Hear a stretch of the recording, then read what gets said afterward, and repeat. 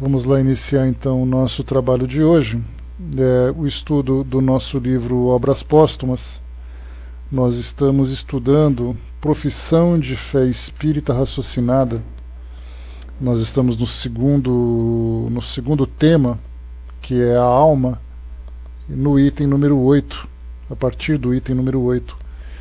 Nós estudamos o primeiro item, que falava sobre Deus. A gente trouxe aqui para vocês algumas análises a respeito, né, da existência de Deus, do entendimento que nós temos a respeito de Deus, e obviamente é um tema que não uma conclusão, já que nós temos uma grande limitação para a compreensão do que vem a ser exatamente Deus, não de quem vem a ser a Deus, mas o que vem a ser Deus. E nós chegamos ali a uma conclusão nossa, não a respeito de Deus, mas de que nós precisamos reaprender a entendê-lo, né? Porque todos os caminhos que nós trilhamos até agora sempre foram bastante limitados, sempre dificultaram para nós o entendimento, porque nós sempre víamos Deus como um ser participante com as características da nossa humanidade, né? E Deus está muito além dela. Agora nós estudamos sobre a alma, no item número 8. Então nós temos aqui, no item número 7, quando Kardec apresentou para nós esse tema, a alma do homem sobrevive ao corpo e conserva sua individualidade depois da morte.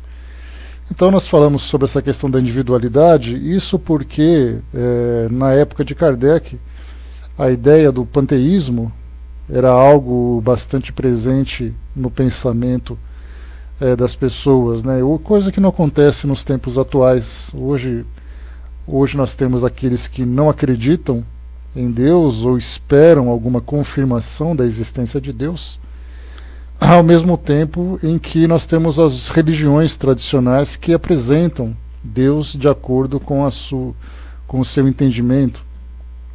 E com relação ao panteísmo, que é aquela ideia de que o espírito, quando ele volta ao mundo espiritual, ele perde a sua individualidade se misturando com esse todo universal, que é como chamava Kardec.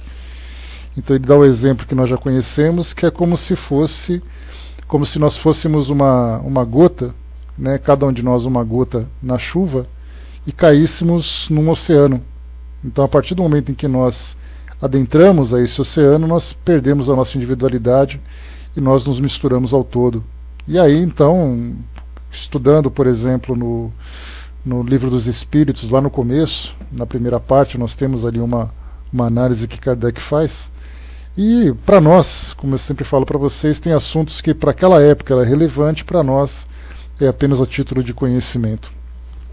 Então, trazia para nós essa ideia da continuidade da nossa individualidade. E isso, como Kardec colocava para nós, era provada através das reuniões mediúnicas em que os espíritos se apresentavam com as suas personalidades, se apresentavam com os seus sentimentos, com as suas ideias. Então, através da comunicação. Então, ao mesmo tempo que refutava a ideia do panteísmo, nós tínhamos também ali o reforço da continuidade da vida, que também combatia a ideia do ateísmo, a ideia do materialismo, a ideia do nada. Porque também naquela época, pelo fato do pensamento científico, do pensamento positivista ser algo muito intenso também, junto àquela sociedade, as pessoas sempre se imaginavam, né, que se por acaso acabasse a minha vida material, eu não teria mais nada com que me preocupar na minha vida futura.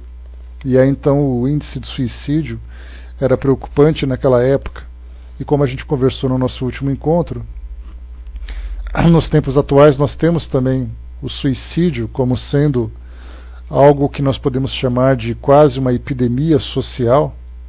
Os órgãos do governo têm uma grande preocupação em algumas regiões do Brasil, em algumas faixas etárias, em algumas partes do mundo também é bastante preocupante, que a gente lembra que quando se fala em estudo da doutrina espírita, nós não falamos no exclusivismo de que somente os brasileiros têm o privilégio de ter contato com essa filosofia, mas os seus ensinamentos eles servem para a humanidade, embora a gente não tenha a doutrina difundida por todo o planeta como mereceria, né, estar para poder esclarecer as pessoas a respeito de suas próprias realidades. Então, o suicídio em alguns países é algo bastante preocupante. Nós temos no Oriente, nós temos na Europa, nós temos em alguns países africanos. Então as pessoas simplesmente exterminam com as próprias vidas para poder se livrar de uma dificuldade que estão vivendo naquele momento. Por isso, então, a ideia da continuidade da vida é um combate direto ao materialismo.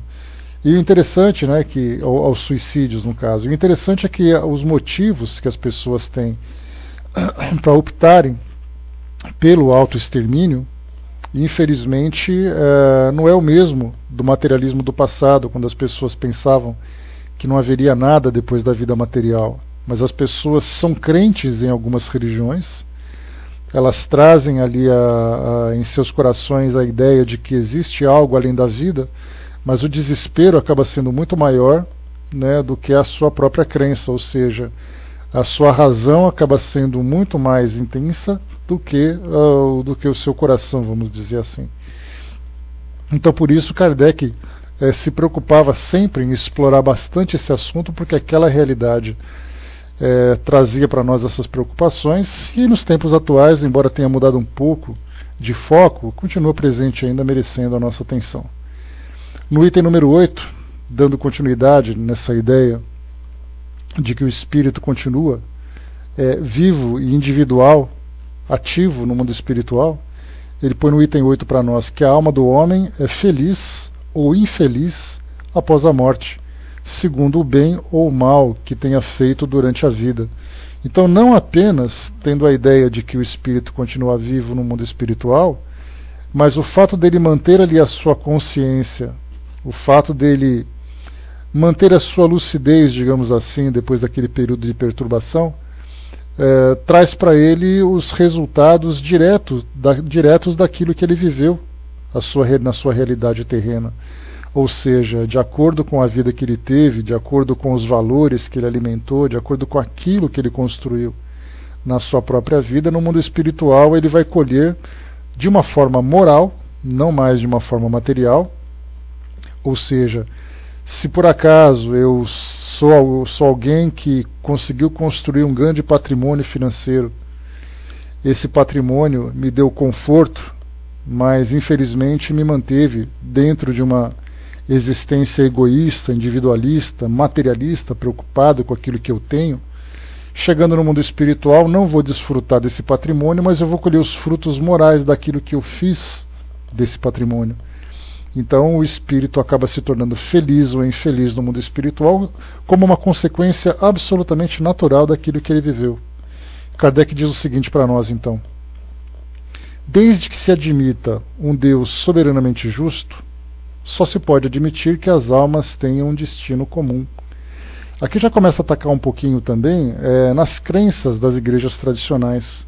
Quando a gente pensa, por exemplo, em céu, quando a gente pensa em inferno, que apesar desses temas serem bastante discutidos nas religiões, sempre há aquela dúvida: será que existe mesmo? Será que nós podemos ter essa certeza absoluta de que há realmente esses locais para onde as almas são destinadas? Será que o espírito não ficaria envolvido numa outra realidade diferente dessa que é passada por essas crenças? Então, quando se fala um destino comum, nós falamos do destino comum como sendo o mundo espiritual.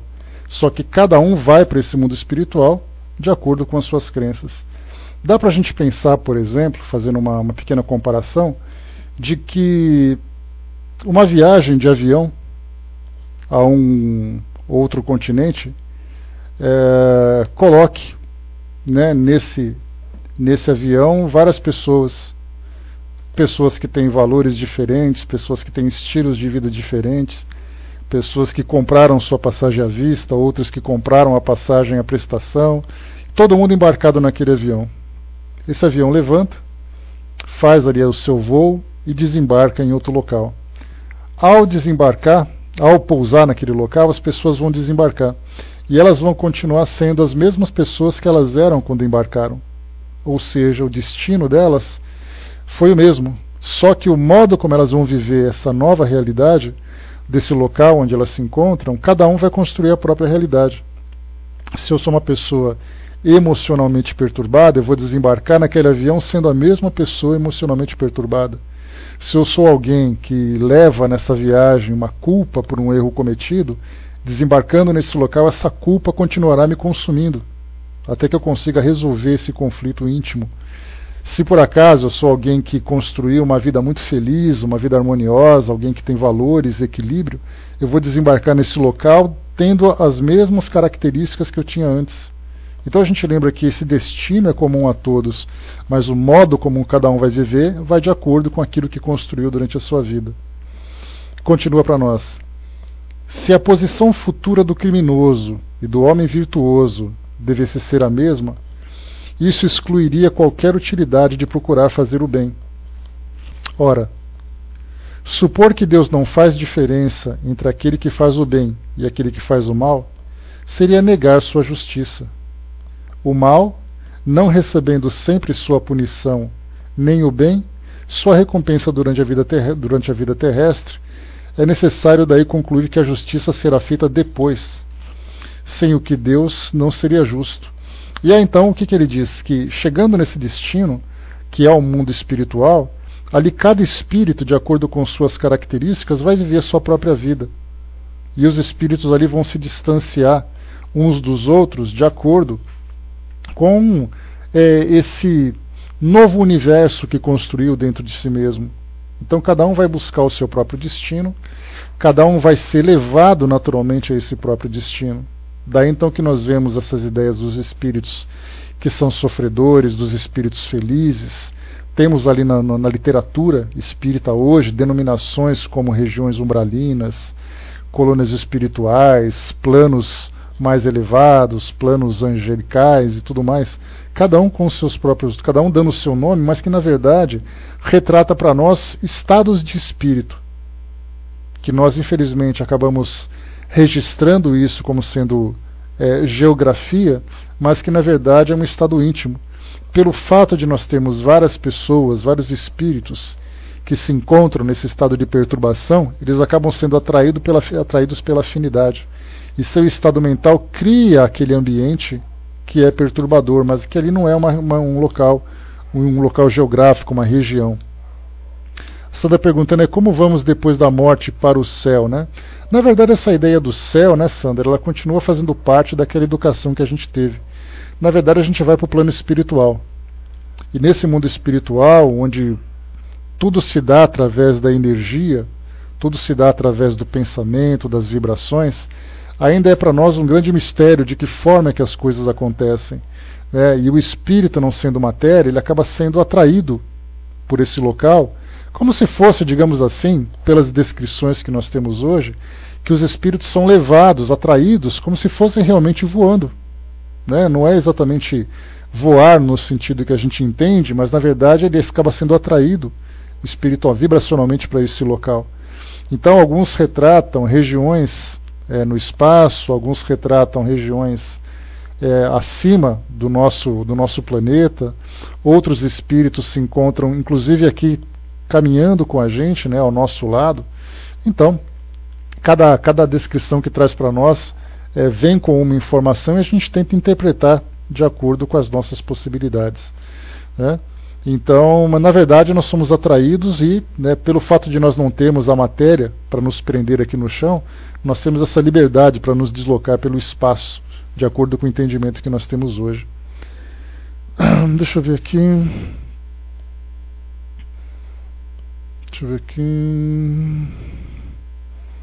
Bom, beleza. Então,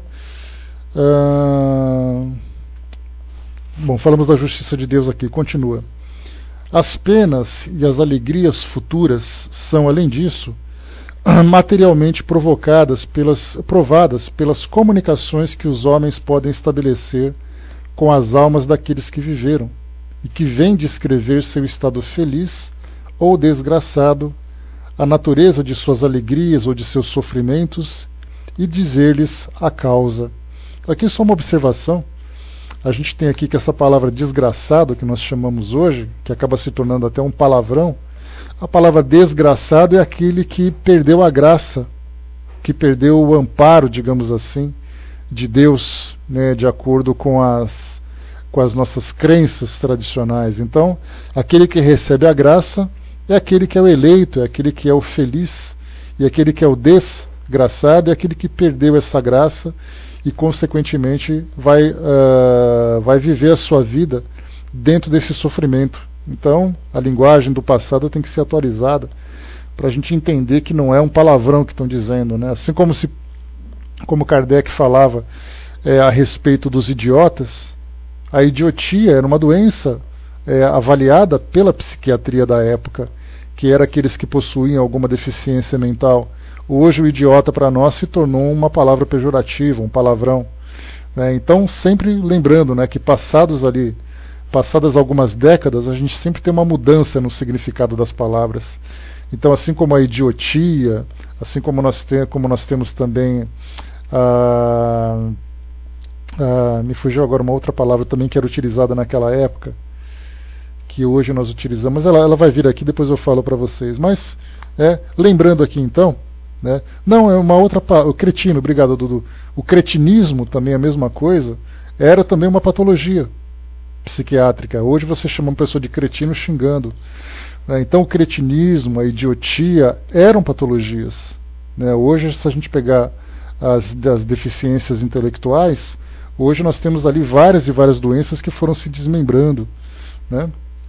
Então é simplesmente uma questão de linguagem. E aqui então o que Kardec coloca é que esse estado dos espíritos, porque a gente fica se perguntando, dentro da visão das religiões tradicionais hoje, como o espírito se encontra no mundo espiritual. Então, se você foi bom, você vai para o céu; se você não foi bom, você não vai para o céu. Então, para a Igreja Católica, por exemplo, você vai para o purgatório esperando o juízo final. Para os evangélicos, você vai direto para o inferno de acordo com o tipo de vida que você teve, já que o purgatório é um dogma católico, não é um dogma evangélico. E aí então a gente fica se perguntando, quer dizer que só o fato de você ser bom já é o suficiente para você conquistar o paraíso, mas qual é esse grau de bondade? Se eu der, por exemplo, uma pequena doação, e se eu der uma grande doação, de que forma que isso será avaliada? Se eu for uma pessoa caridosa, qual é o grau da minha caridade que vai determinar exatamente a minha posição nesse paraíso? Então a gente fica se perguntando, mas será que o espírito realmente foi feliz? Será que ele não foi?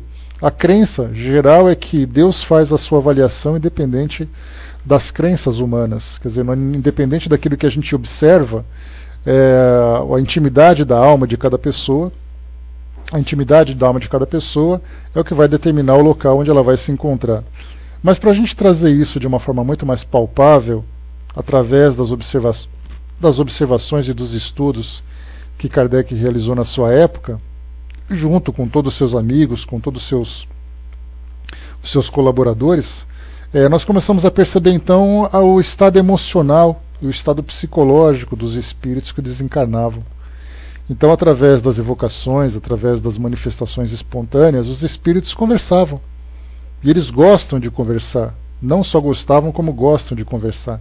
Assim como hoje nós gostamos de conversar, principalmente para aqueles espíritos que se encontram desorientados no mundo espiritual. Quando eles têm a oportunidade de trocar ideias com os encarnados, eles o fazem com muito bom gosto, com muito boa vontade.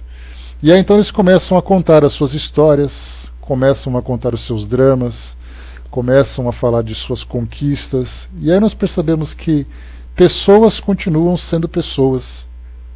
E aí então essas penas e essas alegrias futuras, elas são a continuidade daquilo que eles viveram aqui no mundo terreno.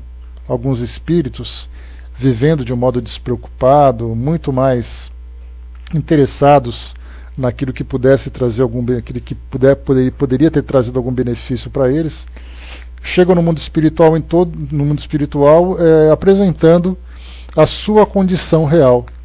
E aí alguns espíritos são mais agressivos, alguns espíritos demonstram grande sofrimento, e toda essa variedade de estados psíquicos e emocionais no mundo espiritual, Kardec conseguiu catalogar para nós lá no livro O Céu e o Inferno. Para quem nunca leu esse livro, é um livro que vale a pena estudar. A primeira parte é um pouco chatinha, porque fala desses dogmas, fala de alguns atritos que Kardec enfrentou lá no seu passado, que para nós normalmente não interessa muito hoje, a não ser a título de estudo.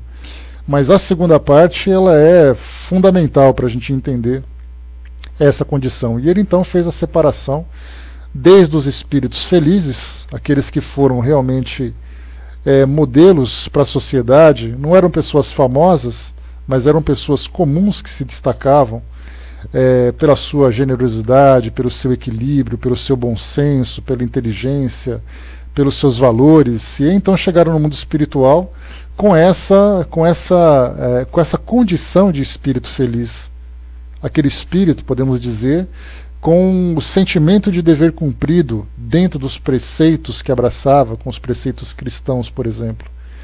Já aqueles espíritos que já não se comportavam dessa forma, eles iam então se separando, cada um de acordo com a sua condição. E é até interessante que essa separação que Kardec faz, ela lembra muito, embora não tenha nenhuma relação direta, com a Divina Comédia, com aquele inferno de Dante, em que ele fala dos círculos do inferno e que cada pecado cometido conduzia uma pessoa para determinado círculo. Então tinha aquele círculo dos traidores, aquele círculo dos viciados, aquele círculo dos agressivos, dos mentirosos. Então cada círculo representava um. E ele colocava, o mais interessante, que Dante trouxe para nós, que o círculo mais profundo do inferno era aquele círculo dos traidores. É aquele que conquistava a confiança de alguém e depois traía para se beneficiar.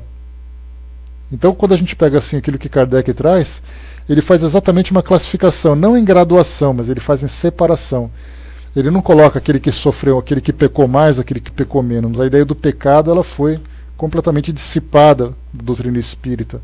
Mas ela mostra que a conduta do indivíduo vai levá-lo a uma determinada condição no mundo espiritual. Então, a partir dos espíritos felizes, ele vai então descendo para os espíritos medianos, para os espíritos endurecidos, para os suicidas, para os criminosos arrependidos, para os espíritos que passavam apenas por provações. Então, são entrevistas das mais variadas.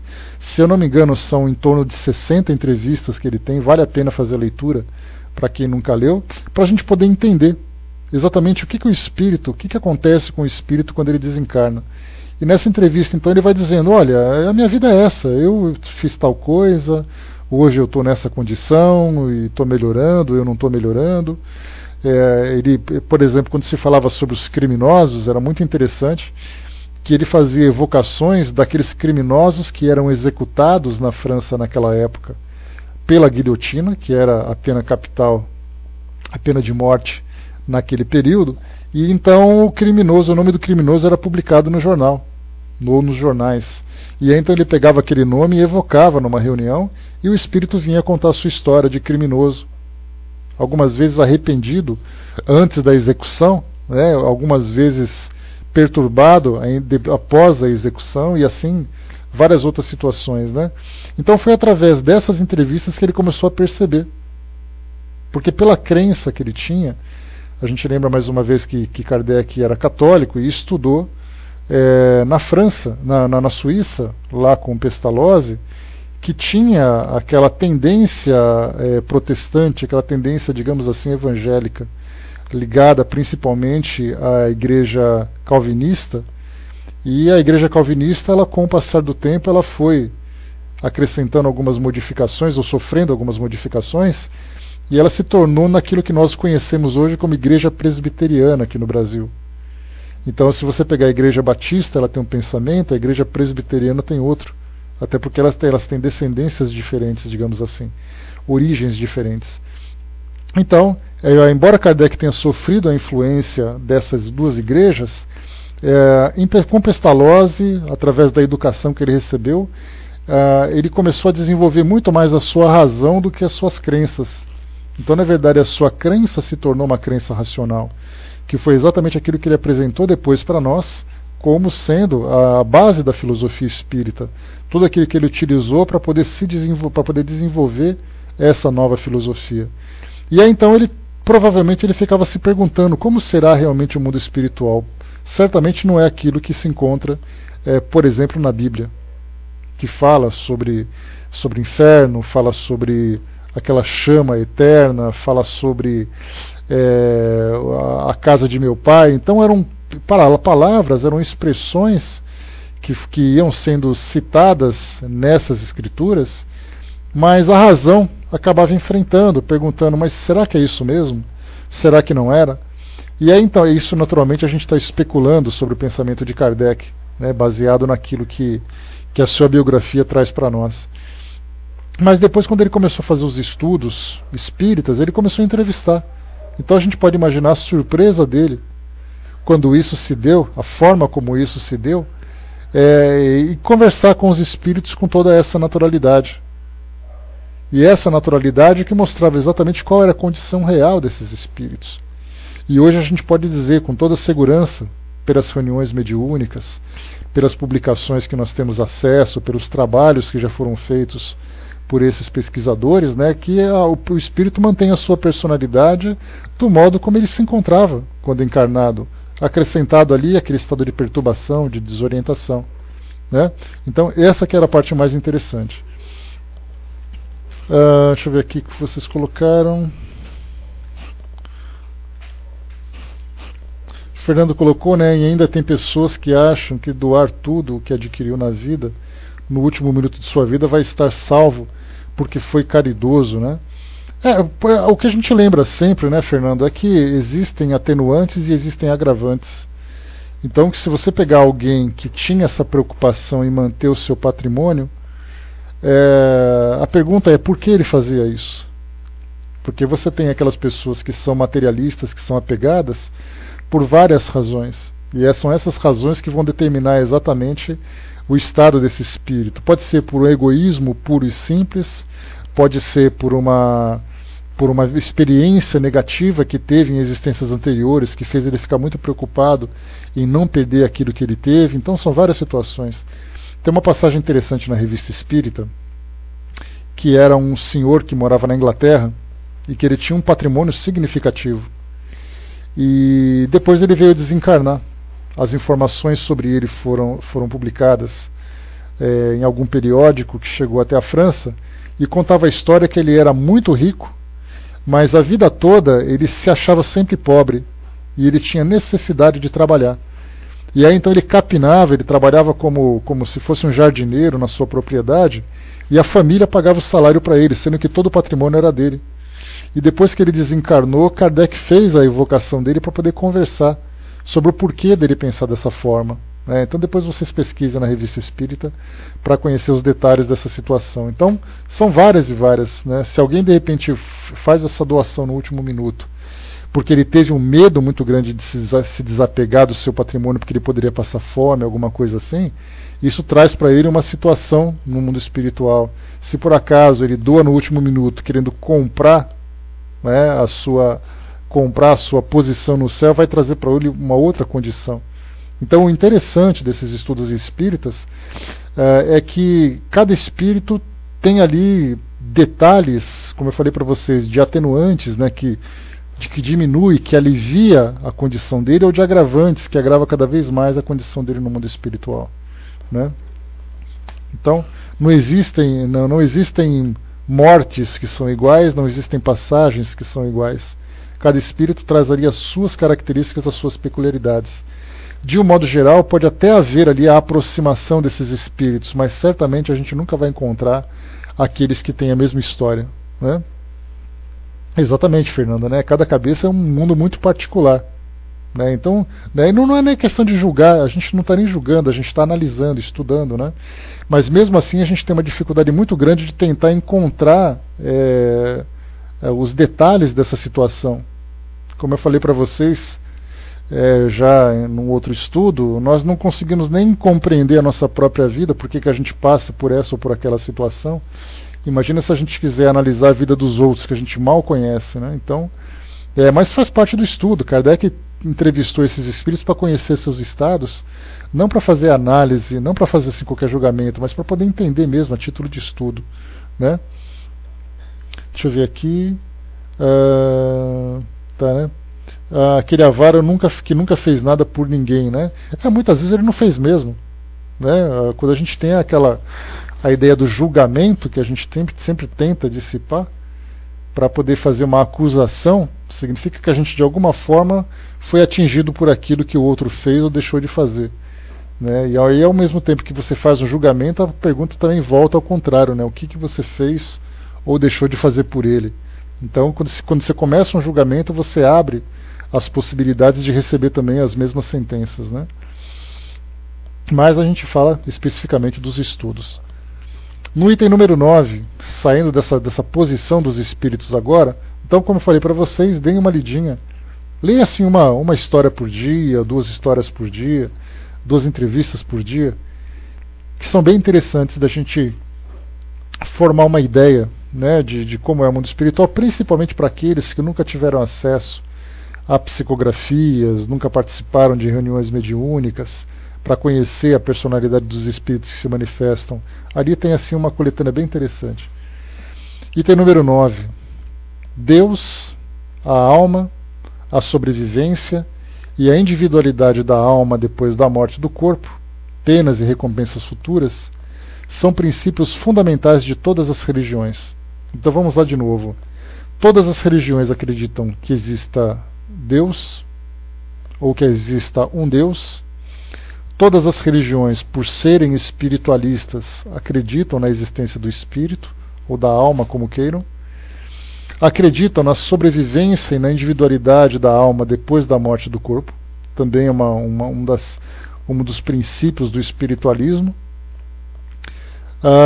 Penas e recompensas futuras. Todas as religiões trazem essa ideia de que os bons são recompensados e os maus são punidos, cada uma com suas características. Se nós pegarmos, por exemplo, o cristianismo, a ideia do céu e do inferno. Se nós falarmos do islamismo, nós temos a ideia do paraíso, com as características deles, e do inferno também. Se nós falarmos da doutrina espírita como uma filosofia espiritualista, ou como uma religião, como alguns queiram, nós temos também a ideia de que os bons e os maus também são recompensados ou punidos de acordo com suas ações. Então esses são os princípios fundamentais de todas as religiões. Então, se você não quiser discutir com alguém, fala sobre esses 5 temas, mas não se aprofunde muito, porque senão vai entrar no detalhe. Já se nós acrescentarmos um outro elemento que o Espiritismo abraça e aceita como sendo uma das suas bases, é o caso da reencarnação, por exemplo. Se você acrescentar o item reencarnação, você já começa a separar as religiões. Aí você tem uma parte do judaísmo, o budismo, o islamismo não, o hinduísmo, aceitando as reencarnações. Já quando você pega o cristianismo, o islamismo e outras religiões já não aceitam a reencarnação. Então a gente vê que o básico, os princípios comuns a todas elas são essas: Deus, alma, a sobrevivência e a individualidade da alma depois da morte, e as penas e recompensas futuras. E aí então Kardec coloca para nós: o Espiritismo vem acrescentar às provas morais desses princípios as provas materiais dos fatos e da experimentação, e arrasar com os sofismas do materialismo. Ou seja, o Espiritismo já não é mais uma crença. Você não precisa acreditar que o espírito continua vivo. Você pode confirmar a existência, a sobrevivência desse espírito.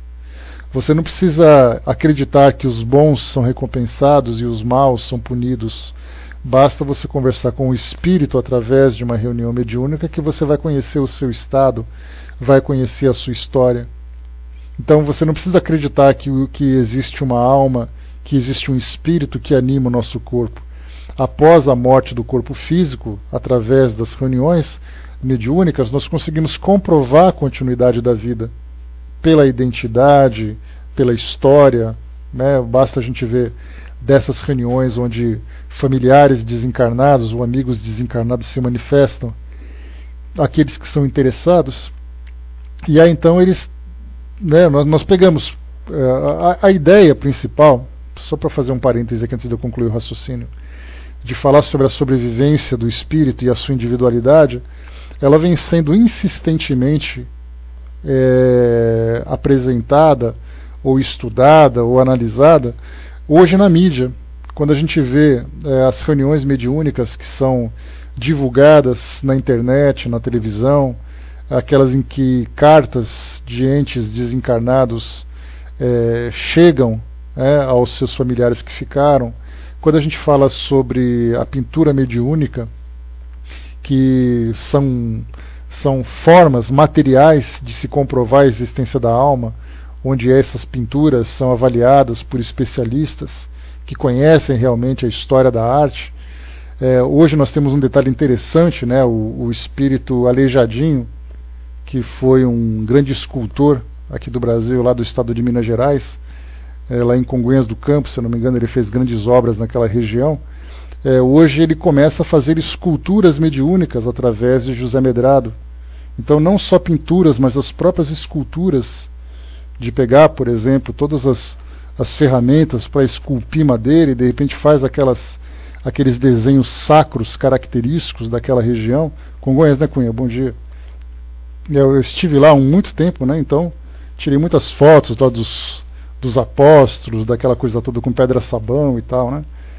Então, hoje, inclusive, temos esculturas mediúnicas. Então, cirurgias mediúnicas da mesma forma também, que são apresentadas nas mais variadas regiões do Brasil e do mundo também, onde médiuns incorporados fazem aquelas cirurgias que a medicina não consegue explicar de que forma que elas são realizadas, que não há sangramento, não há dor, não há infecção, há curas inexplicáveis e tudo mais. Então, tudo isso serve, na verdade, não apenas para fazer esse intercâmbio entre o mundo espiritual e o mundo material. Na verdade, essas manifestações existem para poder reforçar naqueles que acreditam e tentar convencer aqueles que não acreditam nessa realidade do mundo espiritual. Então é através desses fatos, é através dessas provas materiais que Kardec coloca, é através da experimentação que vem exatamente arrasar com os sofismas do materialismo. Os sofismas, na verdade, são aqueles discursos que até de certa forma são iniciados numa verdade, mas que depois acabam se perdendo em fantasias, em pensamentos equivocados. Então, na verdade, a gente pode chamar que os sofismas são essas conversas fiadas que nós temos por aí. Então, o materialismo apresenta os seus argumentos, que não existe nada, que não se pode provar, que a vida se resume exatamente no corpo físico, que os sentimentos e os pensamentos, as lembranças, são nada mais, nada menos do que uma consequência das reações do nosso organismo. E aí então o Espiritismo vem para somar a todas essas religiões, que elas são baseadas em crença, porque elas simplesmente acreditam que existe algo além do mundo material. O Espiritismo confirma que existe algo. Se você perguntar para alguém de uma outra religião, você já conversou com o espírito, você já viu algum espírito, você já falou com algum espírito, alguma coisa de outro espírito, vai dizer não, não, não, porque não pode, porque é proibido, mas eu acredito assim mesmo.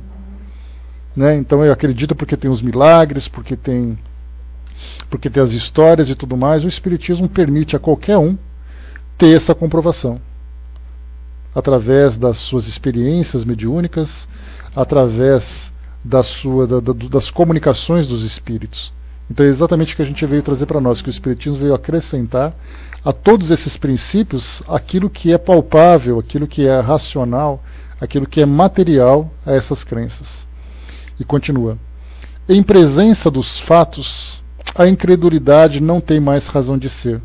É assim que o Espiritismo vem devolver a fé àqueles que perderam e tirar as dúvidas dos incertos.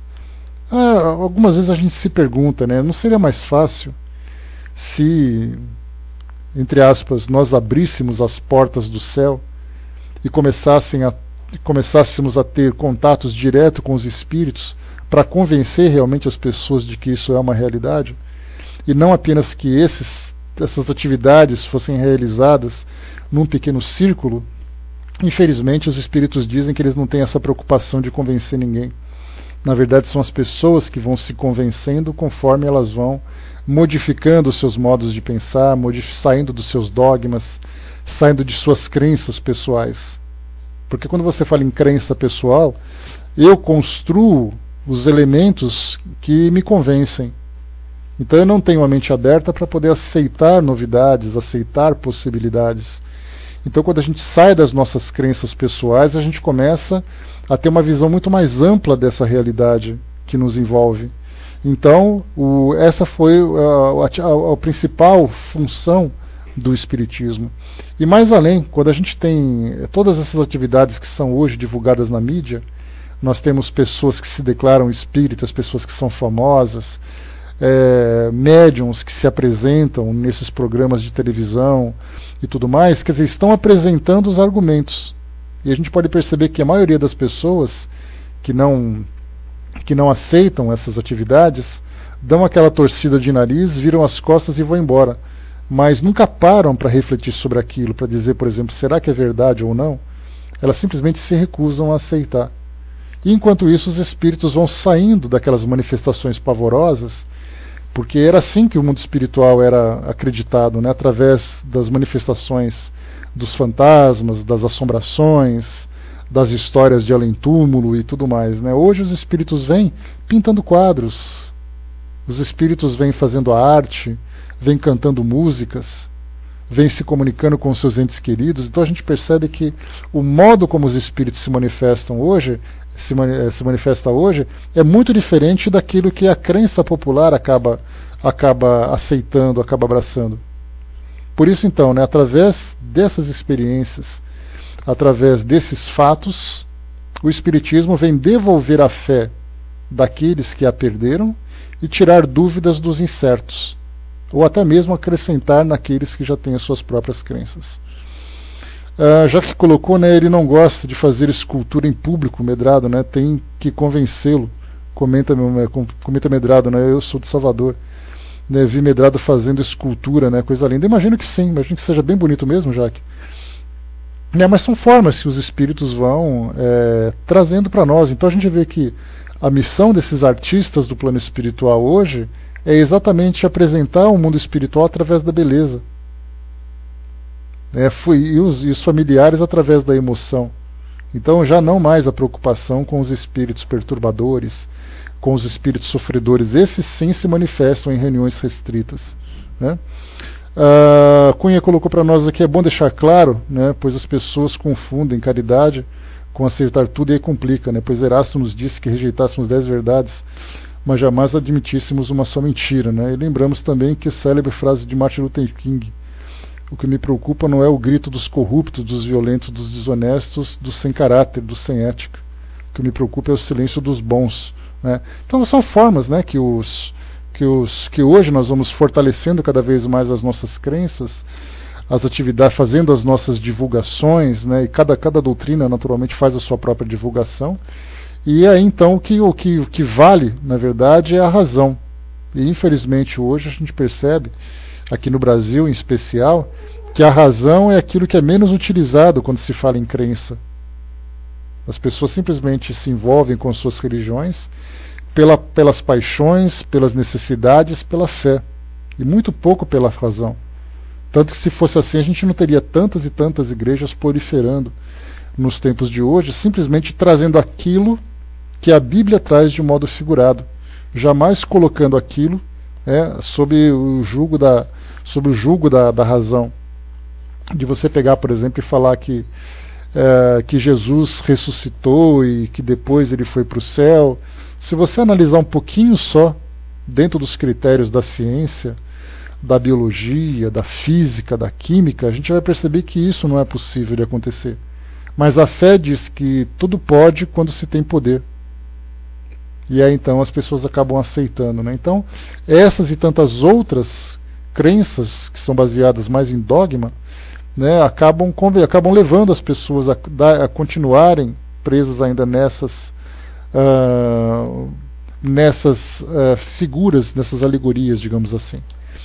Bom, o parágrafo 3, Kardec, então, no primeiro ele fala sobre Deus, no segundo ele fala sobre a alma, e no terceiro ele fala sobre a criação.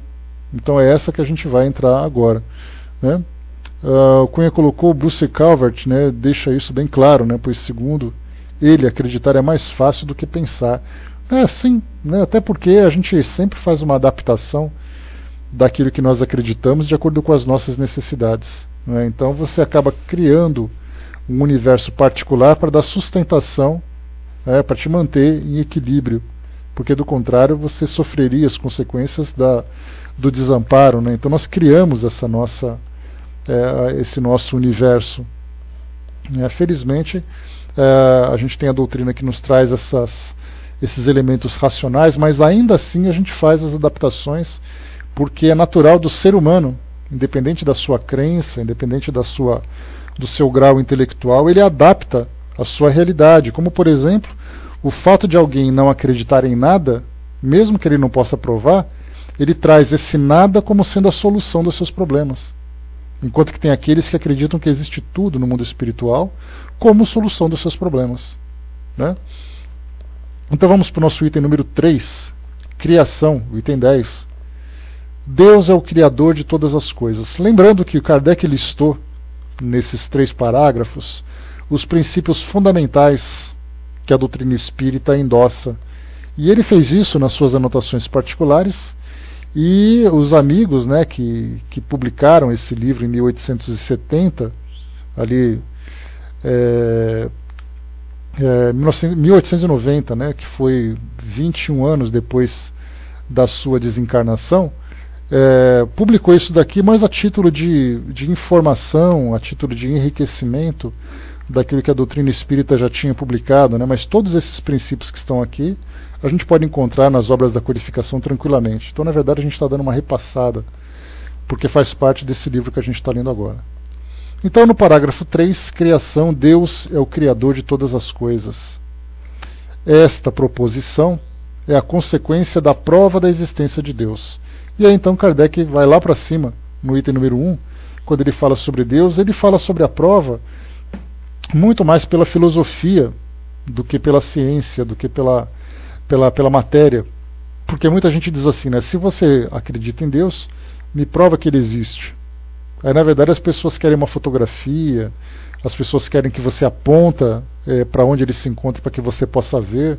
Kardec utilizou a filosofia para trazer esse raciocínio, né? Partindo daquele axioma, daquele pensamento que diz que todo efeito inteligente tem uma causa inteligente. Ou seja, se nós, como seres humanos, temos o nosso organismo com essa estrutura extremamente complexa, se nós temos a nossa inteligência, temos o nosso sentimento, se nós temos o espaço, o universo, que é regido por leis da gravidade, se nós temos ali por leis da química, por leis da física, enfim, por todas as leis que regem, que sustentam esse sistema todo, porque alguma causa inteligente gerou isso. Porque, na verdade, essas leis nada mais são do que o efeito. Então a gente começa a fazer esses questionamentos e buscar essas respostas, tentando entender um pouco da natureza de Deus. E foi ali que nós conversamos sobre aquelas dúvidas que trazem essas questões de fé, quando dizem, por exemplo, que Deus ele pode ser visto de acordo com aqueles que cometeram crimes religiosos no passado, ele deixa de ser acreditado. No presente, esse Deus que exige contribuição material, que exige uma contribuição financeira, as pessoas deixam de acreditar nesse Deus. Aquele Deus fantasioso que era representado por fenômenos da natureza, nós deixamos de acreditar nesse Deus. Aquele Deus antropomórfico que tem aquela forma de homem, aquele velhinho de cabelos brancos, barbinha, barba, bigode, aquela roupa bonita que ele tem roupa branca, a gente começa a pensar e diz, Deus não tem essa aparência. E aí então esse Deus deixa de ser acreditado. E aí nós chegamos à seguinte conclusão, que nós temos que entender Deus como sendo um elemento completamente diferente, ou algo completamente diferente do que nós acreditamos até então. Não basta simplesmente imaginar que Deus é uma personalidade, Deus tem um temperamento, que ele pode ter raiva, que ele pode ter isso, que ele pode ter aquilo. Se Deus é algo que sustenta o universo através de suas leis, que cria elementos tão complexos, como é o caso, por exemplo, do nosso organismo, da biologia que sustenta o nosso planeta, então nós temos que entender Deus como sendo algo diferente de tudo aquilo que a gente acreditava até então. Eu tenho que tirar, né, da minha mente, teria que formatar o meu computador mental e começar a fazer uma análise, uma avaliação a partir do zero. Se eu perguntar para vocês assim, se eu disser para vocês assim, fechem os olhos e me descrevam Deus. Cada um vai trazer ali uma descrição diferente. Mas, ou seja, nós vamos trazer descrições. Eu vou tentar imaginar uma luz, eu vou tentar imaginar um rosto com formato de nuvem, eu vou tentar imaginar aquele velhinho. Perguntem na rua, por exemplo, para alguém da família de vocês, fecha os olhos e me descreve Deus. Aí vocês vão ver as descrições das mais interessantes, das mais criativas e certamente das mais distantes da realidade. Uma realidade que nós não conseguimos entender ainda. Então Deus é o Criador de todas as coisas, né? Sendo aquela inteligência que causou tudo, aquela inteligência causal, que trouxe como resultado o efeito de tudo aquilo que a gente conhece, e inclusive daquilo que a gente também não conhece, né? Deixa eu ver aqui. O que a gente usa, né, Sandra? Na verdade, a gente procura, na verdade, como tem até um cantor de rock de uma banda chamada Live, em que ele diz assim, né, que ele vê o paraíso no sorriso da filha dele. Então outros veem Jesus vestido num mendigo, vestido numa criança, naquilo que simboliza o amor, naquilo que simboliza a caridade. Então, na verdade, a gente utiliza simbolismos para representar aquilo que a gente acredita. Mas, na verdade, se a gente pudesse definir, vamos entender Deus, até mesmo a própria resposta que os Espíritos dão lá no Livro dos Espíritos, Kardec selecionou provavelmente a melhor resposta, mas certamente também a mais vaga de todas. Como é que a gente pode imaginar uma inteligência suprema? Porque a inteligência, a gente sabe que alguém é inteligente e que alguém tem inteligência. Como é que a gente pode imaginar alguém que é a própria inteligência?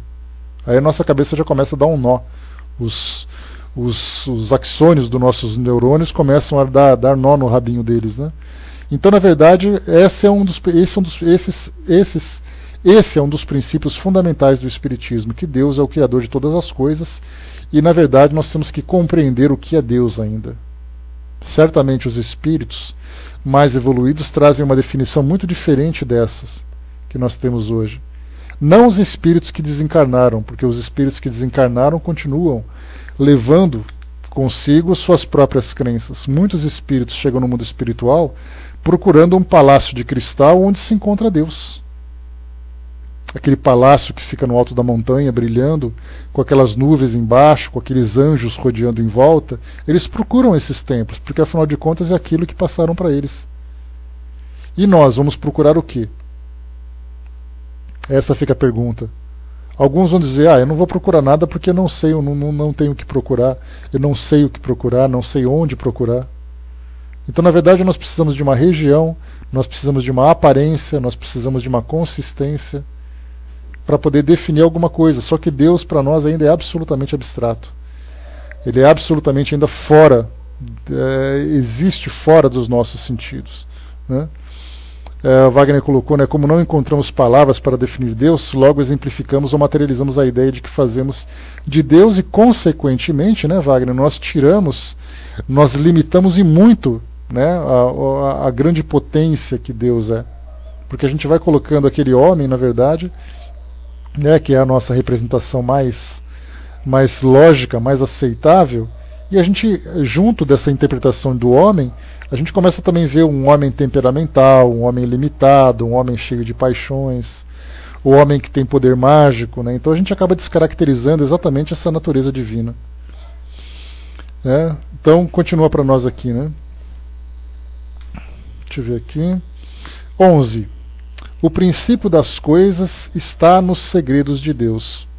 Aqui também já é uma passagem interessante, porque nós vemos lá no Livro dos Espíritos, nós temos um questionamento interessante em que os espíritos definitivamente dizem que não sabem, porque dá a impressão de que quando nós pegamos o Livro dos Espíritos, nós temos ali a resposta para todos os enigmas do universo. E aí então Kardec pergunta: qual a origem dos espíritos? E eles dizem: nós não sabemos. E isso se encontra nos segredos de Deus. Então, o princípio das coisas, que coisas seriam essas? Aquilo que hoje nós tentamos buscar. Qual é a origem da vida? Qual é a origem do universo? O que desencadeou o Big Bang? O que havia antes do Big Bang? Qual é a origem de Deus? Por incrível que pareça. Porque aqui Kardec coloca: o princípio das coisas está nos segredos de Deus. Como diz Carl Sagan, né, dentro do seu ateísmo, ele dizia assim, né, se Deus existe desde todo sempre, quem criou Deus? É uma pergunta filosófica, uma pergunta válida, né, quando você tem a razão como guia de suas crenças, é fundamental que a gente faça essa pergunta, porque muitas vezes a gente aprende, através da educação religiosa tradicional, que muitas perguntas que você faz acabam se tornando um pecado, que você acaba sendo punido por isso. Quantas e quantas vezes uma criança faz uma pergunta e a mãe dá um tapa nela e diz assim: não faz essa pergunta que é pecado. Minha sobrinha, né, que vocês conhecem, estudou numa escola católica durante toda a sua vida acadêmica, e ali ela aprendeu, né, junto com outros ensinamentos, felizmente, de outras religiões, ela aprendeu os fundamentos, obviamente, da Igreja Católica. Que a Igreja Católica, que Maria, mãe de Jesus, concebeu Jesus ainda virgem, que Jesus ressuscitou. E ela chegava em casa e ficava me perguntando: mas espera aí, se isso aconteceu assim, como aconteceu, por que aconteceu? Para muitos, se você fizer essa pergunta, você acaba sendo suspenso, você acaba apanhando. Mas é absolutamente válido. Deus não vai ficar chateado se você perguntar se ele existe mesmo ou não. Jesus não vai ficar preocupado se a história dele é verdadeira ou não.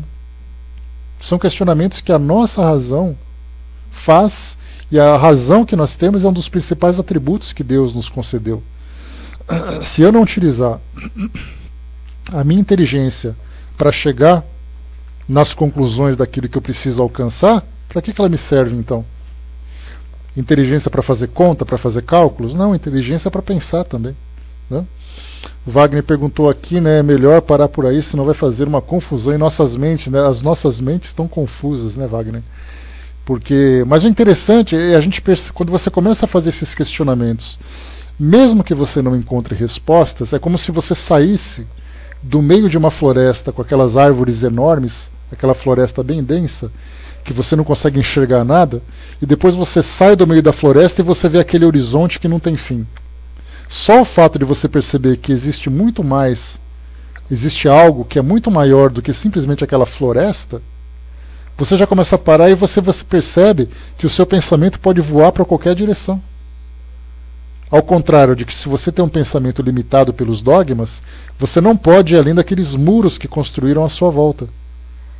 Ah, mas e se tiver alguma coisa depois? Você não pode perguntar isso. Mas e se não tiver alguma coisa depois? Você também não pode perguntar isso. Quando a gente usa a nossa razão, você sai do buraco e diz assim: quer dizer então que existe muito mais do que eu imagino, embora eu não faça ideia do que seja? Sim, essa é uma conquista fundamental que nós conseguimos através dessa fé raciocinada. Você pode não ter respostas, mas o fato de você perceber que existem muitas perguntas a serem feitas ainda, existe muito a se investigar, já é uma conquista fundamental. O que vocês colocaram mais aqui? Obrigado, Cindinha. Fernando colocou, né, o único que viu Deus foi Moisés, né? Pois é, o interessante, Guga, que o Fernando, pode parecer uma questão até um pouco irônica, né? Eu acho que até uma certa crueldade quando se faz isso, né? Quando a gente usa assim a ironia para tentar explicar alguma coisa. Mas a gente vê que para aquela época, quando você tem uma mediunidade aflorada, como nós entendemos que eles tiveram naquela época, e de repente viveram uma experiência daquela intensidade, certamente de imediato eles procuram fazer a interpretação do jeito deles. Então o que nós vemos no Antigo Testamento, de todos os fenômenos mediúnicos, de tudo aquilo que eles experimentaram, eles contaram de acordo com aquilo que eles viram.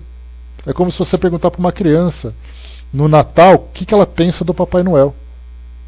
A gente pode achar bonitinho, a gente pode achar engraçadinho, a gente pode achar que as crianças são até criativas, mas se a gente estudar, entender o universo da criança, ela ofereceu aquilo que está dentro da mente dela. Ela apresentou aquilo que ela conheceu. Porque se você falar, por exemplo, para uma criança que não é cristã, uma criança que é muçulmana, imagina que você vai lá para o Iraque, para o Irã, que é mais radical. Então você pergunta para aquela criança assim, o que você vai ganhar no Natal? Ele vai te perguntar, o que é Natal? Ué, Natal é o nascimento de Jesus. Ah, mas quem é Jesus? Eu nunca ouvi falar dele. Como você nunca ouviu falar? Nunca ouviu falar porque no universo dela não existe Natal, não existe Jesus. Existem outros elementos. Essa foi a educação que ela recebeu. Então a gente vê que tudo aquilo que nós lemos no Antigo Testamento podem ser fatos que realmente aconteceram, ou pelo menos uma tentativa de descrever aquilo que vivenciaram, mas eles interpretaram de acordo com o conhecimento deles. O que nós lamentamos é que até hoje, passado esse tempo todo, mais de 3.200 anos, as pessoas continuem ainda vivendo essas mesmas fantasias, essas mesmas limitações. É aí que faz a diferença de a gente expandir a nossa razão e começar a analisar esses fatos por outras perspectivas, do que a gente ficar estacionado nesse nosso mundo de dogmas, que nos prende, que nos poda, que nos castra, na verdade. Né? Nassim perguntou ali, né, o tempo existe ou só existe na matéria? Né? Essa pergunta filosófica é bastante complicada, né, Nassim? Inclusive já virou documentário, a BBC de Londres fez um documentário interessante sobre o tempo, que no final das contas a gente fica mais confuso do que estava antes. Fica mais fácil a gente olhar o tempo por relógio e não se fala mais nisso. Porque existem tantas coisas a serem questionadas a respeito do tempo, o que vem a ser o tempo, na verdade. Como é que se pode definir o tempo?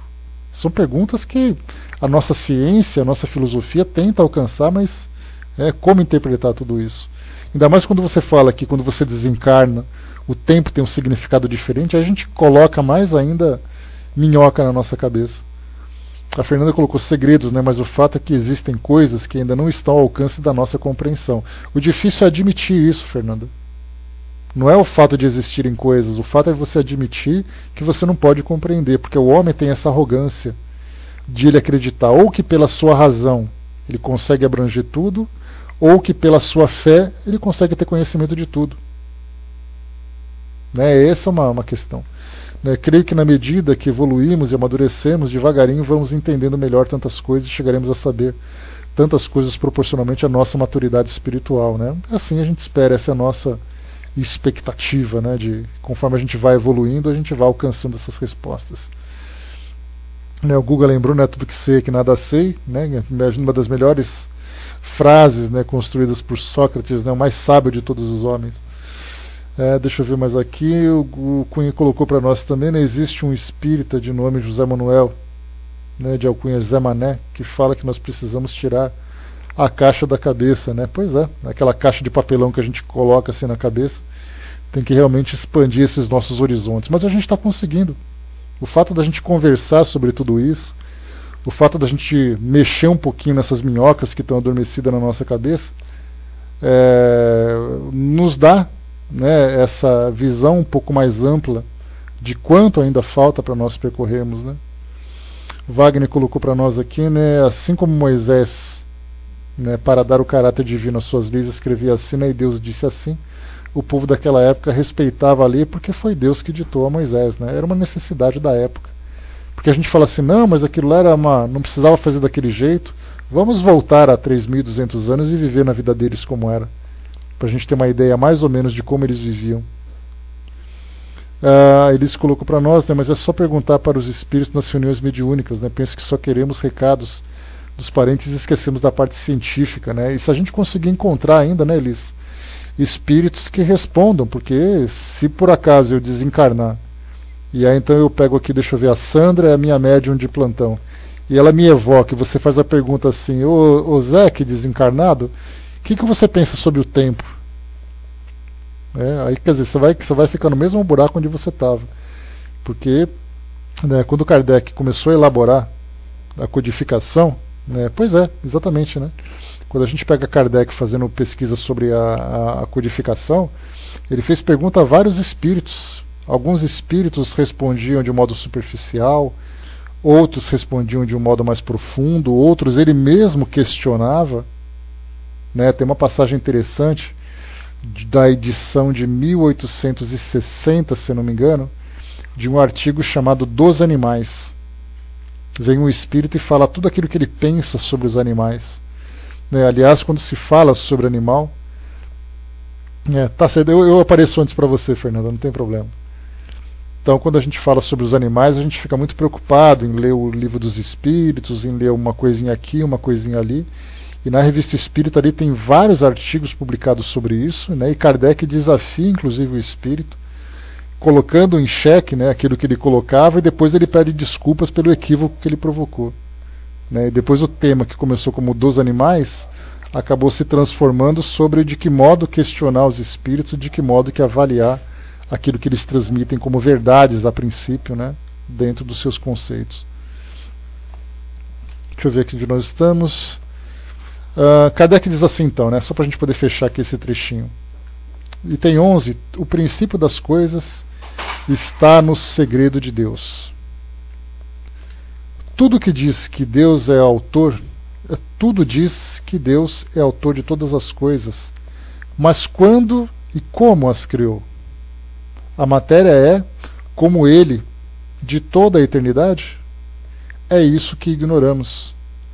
Sobretudo o que não julgou revelar-nos a respeito, só se pode estabelecer sistemas mais ou menos prováveis. Pelos efeitos que temos, podemos remontar a certas causas, mas há um limite que nos é impossível ultrapassar, e seria ao mesmo tempo perder seu tempo e expor-se a equivocar-se, querer ir além.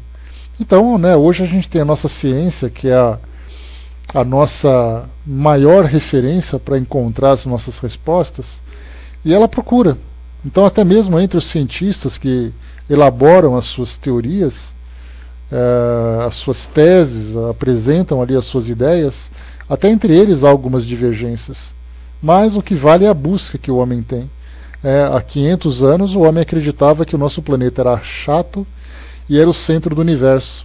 Em apenas 5 séculos nós conseguimos não apenas reconhecer o nosso planeta na sua devida condição, como conseguimos ir além, explorando novos planetas, explorando novos mundos, adentrando nas profundezas do universo, pelo menos através das imagens. Então é exatamente ali a evolução da razão. E essa evolução da razão ela não deve se limitar apenas às academias de ciência. Ela deve também evoluir dentro das nossas crenças, exatamente para tirar de nós essas fantasias que nós tanto alimentamos. O Décio colocou para nós, né, tudo a mesma coisa. Quem frequenta as reuniões mediúnicas pode comprovar isso. As comunicações são constantes e tem espírito para toda a ordem de questionamento, né? Mas só o fato da gente conversar, por mais ignorante que ele seja, como eu falo para vocês, né? Imagina que eu nunca estive, por exemplo, na Europa.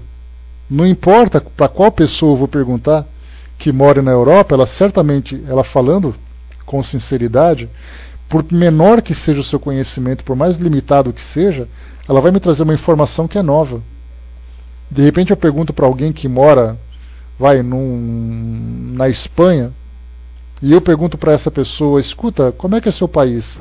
Ele pode de repente me falar só sobre culinária, ele pode me falar só sobre as escolas, ele pode me falar só sobre os transportes que ele pega, sobre o salário, que ele está desempregado. Ele está me dando informações. Então qualquer comunicação com o mundo espiritual, se ela for bem aproveitada, certamente ela vai sempre ser algo que vai contribuir para o nosso conhecimento, para o nosso entendimento. Né? Basta que a gente tenha essa sensibilidade, né? essa perspicácia para aproveitar essa comunicação. Né? Os espíritos estão aí doidos para contar para nós as novidades, só que nós não perguntamos, né? Fazer o quê? Bom, meus amigos, fechando por aqui o nosso estudo de hoje, nós paramos então aqui no nosso livro Obras Póstumas, nós vamos entrar no item número 12, para dar continuidade aqui nas reflexões de Kardec sobre esses princípios fundamentais do Espiritismo. Só que para nós o Guga colocou, né, lendo um livro muito bom de um neurocientista chamado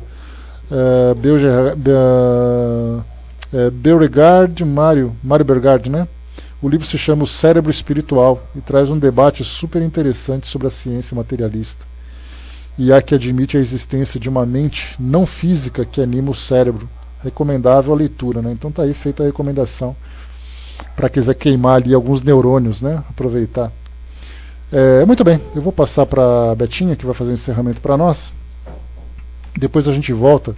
Tem um livro que eu gosto muito também, Guga, chama O Rei, o Sábio e o Bufão. É um livro que fala de um reino que não tem religião, e o rei quer adotar uma religião. Então ele convoca representantes de várias dessas escolas para apresentarem seus argumentos num debate, né? O rei, o sábio e o bufão. Então, através desses debates a gente vai conhecendo um pouquinho de cada uma, né? E o fim da história depois vocês vão ter que